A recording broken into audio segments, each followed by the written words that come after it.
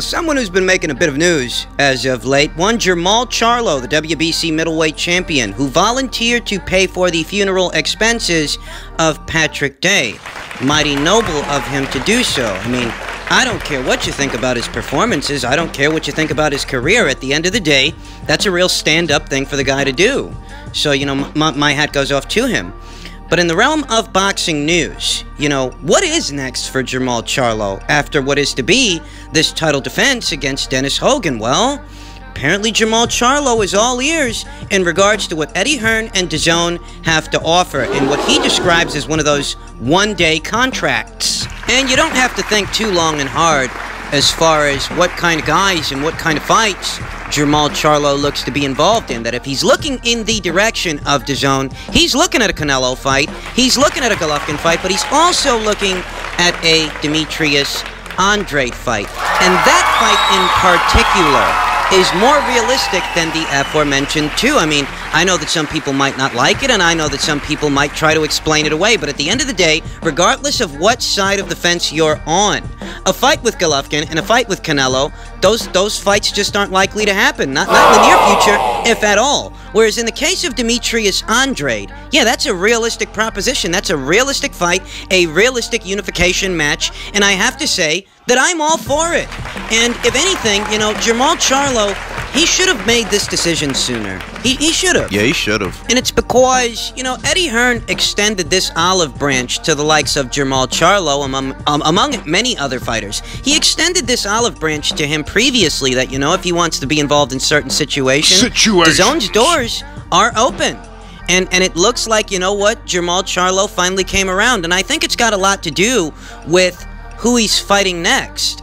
You know, he's fighting Dennis Hogan, and it's nothing against Dennis Hogan, but we have to be realistic that a fight with Dennis Hogan for what is a two-division champion, well, that's just not a big situation. And you know, for an 11-year professional boxer like Jermall Charlo, those are the kinds of situations that he's looking for. He's looking for legacy fights, signature fights, big situations. And as it stands, you know, a Dennis Hogan fight, it's not that. And beyond a Dennis Hogan fight, what does the PBC really have to offer this guy, you know, in terms of big situations, big fights? I mean, the most significant fights that Jermall Charlo could be involved in, provided that he were to stay on the PBC side of things, would likely require him to go up there to 168. 168? Yeah, that's the way the cookie crumbles. The PBC doesn't have anything to offer Jermall Charlo in the middleweight division. They just don't, okay? The stranglehold that they have over 147 is not the same hold that they have over 160. They don't have the big names. They don't have the big fights to offer him. Thus, if he wants to continue to campaign as a middleweight champion, if he wants to continue to do that, he's going to have to look elsewhere, because the most you can do if you stay on the PBC side of things is, I don't know, move up to 168, challenge Caleb Plant or David Benavidez for their belts. That's where the PBC's got ponies in the show, at 168. But at 160, well, Jermall seems to be all they have. Let me tell you something about Jermall Charlo. I'm not expecting any of you guys out there to be impressed with how he looked against Matt Korobov. I wasn't. You guys think he looked like shit. You say it all the time, and I think he looked like shit. I do. I think he looked bad in that fight. There's a solid argument that he didn't win that fight, okay? So I understand that. I'm not expecting you guys to be impressed with how he looked against Matt Korobov or Brandon Adams. I wasn't impressed with how he looked in either of those fights. But those are anecdotes, you understand. In the realm of taking a step in the direction of big fights, we know that Jermall Charlo has done that at least once, because unlike Erislandy Lara, who sat down there at junior middleweight talking a bunch of shit for 2-3 years, maybe more, about how he wants to fight Gennady Golovkin, yet he never actually moved up and became a mandatory for one of his belts, where Lara just sat there blowing a lot of hot air, Jermall Charlo actually did move up, and he did become the mandatory challenger to the green belt. So you gotta give him that much. That maybe you don't think he's that good a fighter. Maybe you think Golovkin and Canelo, maybe you think they knock him clean out. Yeah, it's possible. Maybe they do. But does he want those fights? I think so. Yes, we can say that. And has he taken a step in the direction of those fights with those fighters? Yes, we can say that he's done that. So when he says here today that he's receptive to a quote-unquote one-day contract for the likes of a Canelo, the likes of a Golovkin, or the likes of an Andrade, yeah, I can believe it. I can believe it. Who wants those fights? I can believe it because he did something that the likes of an Erislandy Lara didn't do, where Lara sat down there talking a bunch of shit, blowing hot air, knowing he didn't really want that fight with Golovkin. Where he did that, Jermall Charlo actually became the mandatory challenger to the green belt, okay? He actually did what Lara should have done without talking all of the shit. Now that's one. But two, which is more relevant to the conversation, the reality of it all is the PBC just doesn't have anything to offer this guy. He knows that. They don't. And he knows that. That's why he's fighting Dennis Hogan. And he must be thinking forward that, okay, I fight Dennis Hogan, I beat Dennis Hogan. What are these guys going to have me doing next? Now what? None of the big names are on this side of the street. If I want to have those kinds of fights with the likes of a Canelo, the likes of a Golovkin, I've got to make a statement. And maybe I can do that if I fight a Demetrius Andrade. You know, there's a lot of people out there that'll tell you that Gennady Golovkin starches Charlo easy. Charlo is a hype job. He hasn't fought anybody. And you can feel that way. That's all well and good. That's your opinion, and you're entitled to it. But when you suggest to one of these people that, okay, those two guys should fight at some point, you know, he shouldn't just completely overlook him.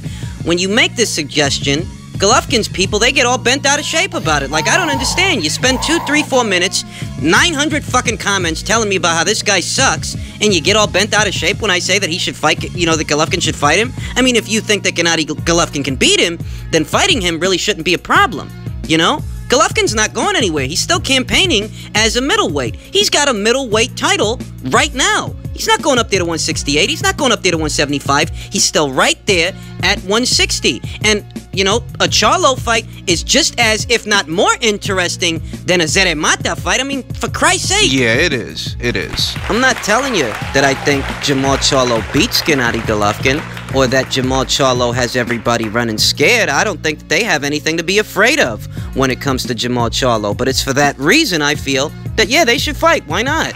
Andrade should fight Jermall Charlo.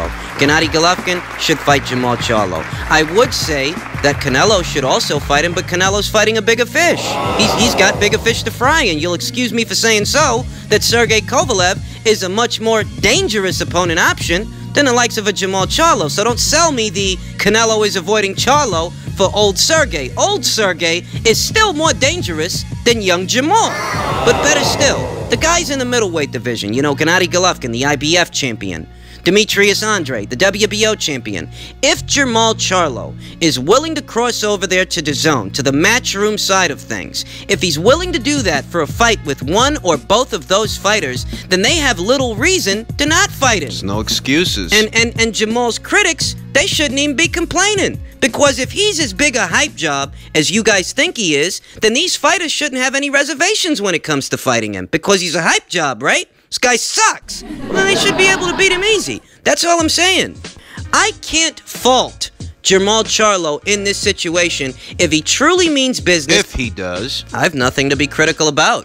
If he's willing to cross the street to fight those fighters, then why the fuck would I be upset about that? That's what he needs to do. You need to be involved in those big situations.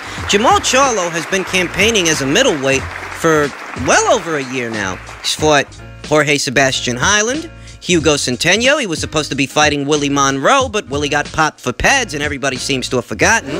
Willie Monroe ended up being Matt Korobov, a bad showing for Jermall, but it's a fight that he had. He ended up fighting Brandon Adams, who did more as a junior middleweight than a middleweight, and Jermall didn't put him away, but better still, these are the kind of fights that Jermall has been having. And what you'll notice is not a single one of these fights is an important fight, a legacy fight. All of these fights, more or less, read like keep busy fights with the exception of Jorge Sebastian Hyland.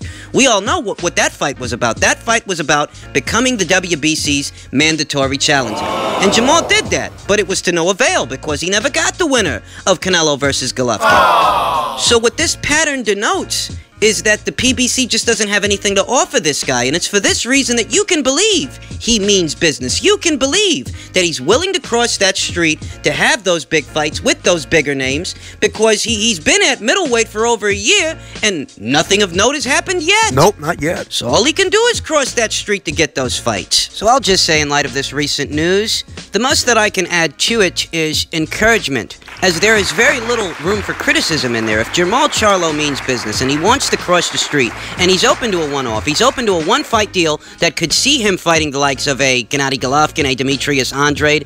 Canelo's name's in there, but we all know what's going on. If this is the case, why would I be in opposition of it? Why would any boxing fan be in opposition of Jermall Charlo crossing the street to finally have the big fights?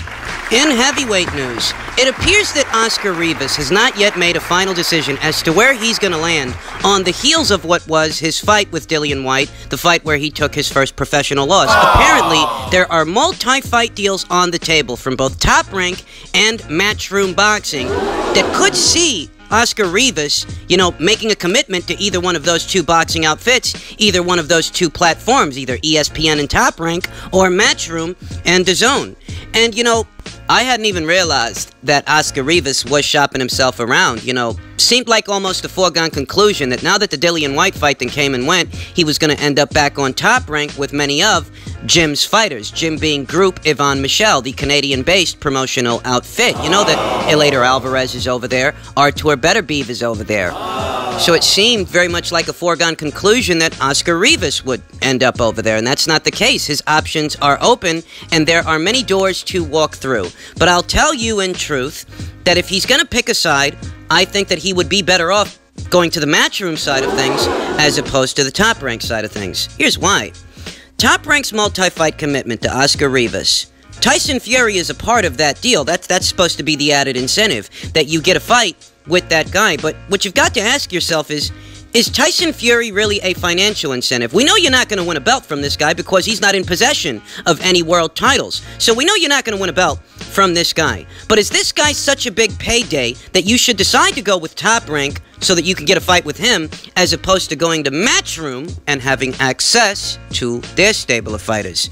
Comparatively, I have to say that Matchroom just has a lot more to offer in terms of opponent options, more to offer in terms of potential paydays. Yes, Matchroom would be the logical choice in this situation. A fight with Tyson Fury, in and of itself, is not so big a payday for Oscar Rivas that he should turn his back on Matchroom. I'm sorry, it's not. A fight with Tyson Fury would likely be staged at a venue somewhere here in America. And a fight with Tyson Fury, between him and Oscar Rivas, that wouldn't be billed as a pay-per-view. So that's really not as big a payday as it seems. It's a significant fight because it's a fight against a very big name, but Oscar wouldn't make but so much from that fight. Whereas if you go over to Matchroom, you could have a potential pay-per-view with the likes of a Derek Chisora, the likes of a Joseph Parker, the likes of an Alexander Usyk. What if Joshua wins his belts back? What if he becomes the unified champion in the heavyweight division yet again? You want to be on the same side of the street as that guy because no other fighter, more than that fighter, can make you a significant and sizable amount of money, for participating in a fight. So I'd have to say that comparatively, if Oscar Rivas is going to choose a side of the street to stand on, the Matchroom side of things would make more sense. Run down an itemized list of opponent options on the Matchroom side of things, and it becomes crystal clear which side of the argument has the better and bigger opportunities for a fighter like Oscar Rivas. We talked about Derek Chisora, we talked about a potential Usyk fight, but there's also Michael Hunter on that side of the street. There's also Murat Gassiev on that side of the street. If Joshua wins his belts back, there's definitely that to consider. And a fight with Joshua, if you're working towards that, that is 10 times the payday than anything you'd get fighting Tyson Fury at a venue here in America. Tyson Fury is a big name, but I reiterate, Oscar Rivas versus Tyson Fury is not a pay-per-view worthy fight. You're not going to get a lot of buys for a fight like that, and we all know that, well, Tyson Fury is kind of spoken for in the near future anyway. So even if you sign a deal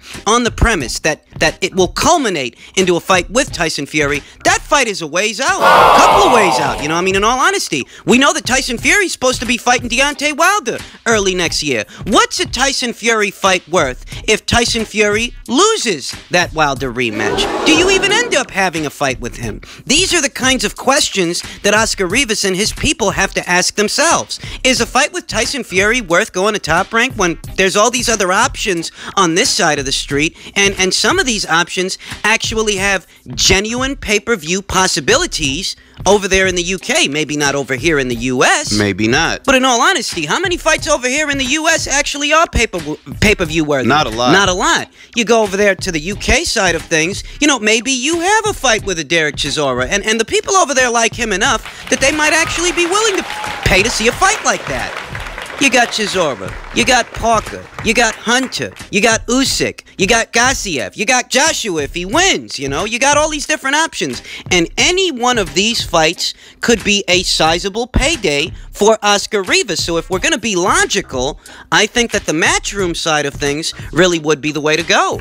And I think that even though Oscar Rivas lost that Dillian Whyte fight, it's a bump in the road. It's a small setback. It happens to everybody. And for the most part, people liked what they saw in this fighter. They liked what he brought to the table, the air of intrigue when he's in the ring opposite someone else, especially if that someone else happens to be a familiar name like a Dillian Whyte.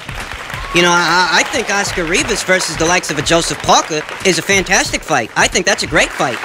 I think Oscar Rivas is a formidable and dangerous test for any cruiserweight that has moved up into the heavyweight division. Any one of these guys, like Michael Hunter, like Murat Gassiev, like Alexander Usyk, a fight with any one of those three guys is a great fight, a titillating fight, an intriguing fight, and this is what Matchroom has to offer. So, if you want my opinion, and you're here, so I'll assume that you do, if you want my opinion on what I think Oscar should do next and which side of the street would suit him best, in all honesty, I think he'd have more lucrative options on the Matchroom side of things because they've got the fight dates, they've got the fighters, and the added incentive of going over to Matchroom wouldn't be limited to one fight with just one guy, because that's the incentive that Top Rank's giving him, that, you know, you sign this multi-fight commitment, you might get a Tyson Fury fight. Well, Tyson Fury's not a huge payday anyway, so is that really an incentive?